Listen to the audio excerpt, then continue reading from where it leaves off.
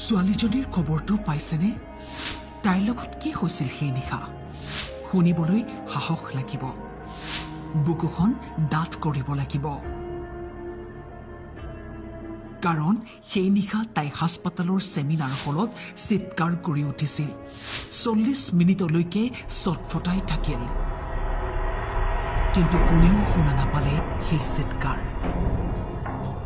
সেই ৰাক্ষসটোৱে তাইৰ ওপৰত এনেকৈ জঁপিয়াই পৰিল, মূৰৰ চুলিৰ পৰা ভৰিৰ নখলৈকে এৰি নিদিলে।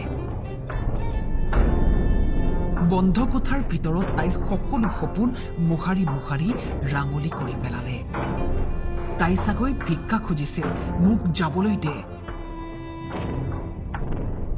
মোক বচা কোনোবাই, নহলে মোক শেষ কৰি পেলাব। কিন্তু কোনেও শুনা নাপালে সেই চিৎকাৰ।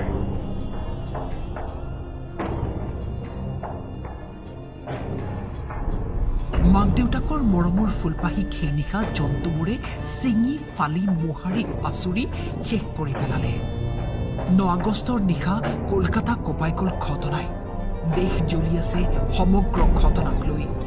কিয় এজনী ছোৱালী অসুৰক্ষিত এই পৃথিৱীত? কোনে জন্ম দিয়ে এই মুখা পিন্ধা জন্তুবোৰক? আৰু কিমান নিৰ্ভয়া কাণ্ড হ'ব দেশত? এই চিৎকাৰ আপুনি যদি এতিয়াও শুনা নাই, তেন্তে সমাজত ঘটিয়েই থাকিব নিৰ্ভয়া কাণ্ড।